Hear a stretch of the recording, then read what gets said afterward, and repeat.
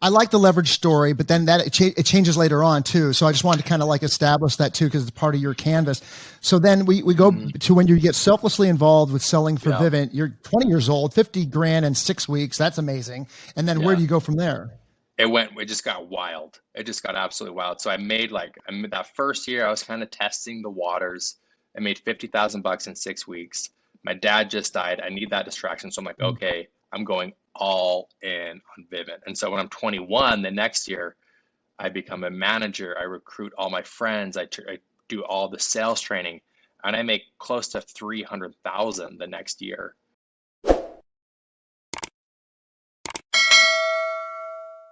And then it just continued to compound over the next 4 years. Where it just got bigger and bigger and bigger. By the time I was 24, had made $1 million, which is crazy. Just selling door to door and managing and recruiting and training, and because I had like all of these mixed emotions of being the fat kid and losing my dad and being kicked off my mission, I thought that what I needed to do was go spend it all for validation. So I started spending all my money like crazy.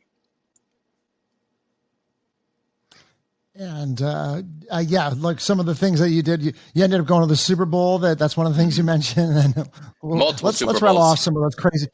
This is the part of the your story where you be careful what you wish for a moment, and then you get that comes along. What were some of those things that you ended up rattle off? Just a couple of things that you kind of profligate spending on. If we could use that word.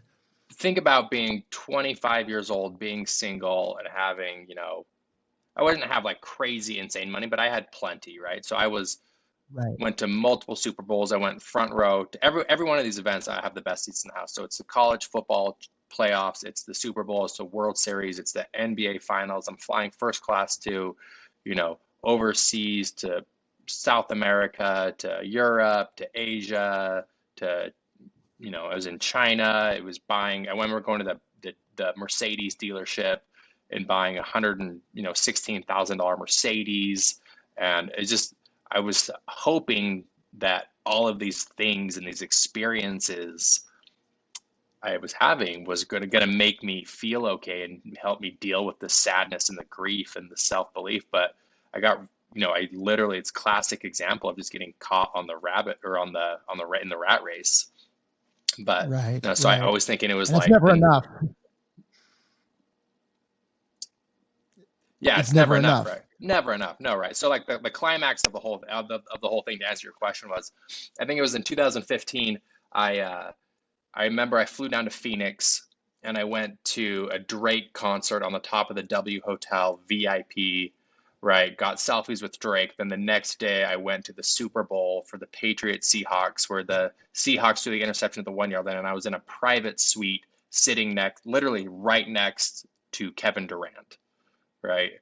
And so that was kind of like the climax of it all. But I remember there was a distinct moment where things changed because, 2 weeks later after that game, and by the way, right, I walk into the suite with Kevin Durant, and what's the first thing I'm going to do? I'm going to take a selfie with him, right? So I take a selfie with Kevin Durant. I post it on my Instagram. And instead of watching one of the greatest Super Bowls that ever was, I caught myself just looking down at my phone, watching the likes, right?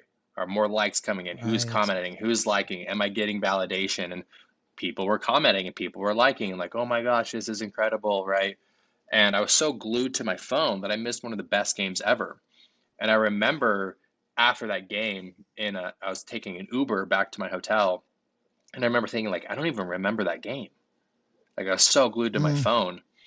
And there was a distinct turning point in my life that happened 2 weeks later, because shortly after the NBA All-Star game was in Brooklyn.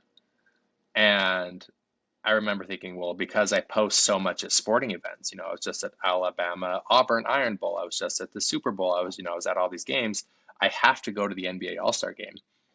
And I remember being on a flight from Salt Lake City to JFK, and as the flight is taking off, I remember consciously for the first time being like, the only reason I'm going to this game is so I can take a picture and post it on Instagram. I don't care. I don't care about the NBA All-Star game at all. I don't care. But like, I'm going because I'm living the life I think others think I'm supposed to be living. I wasn't living for me.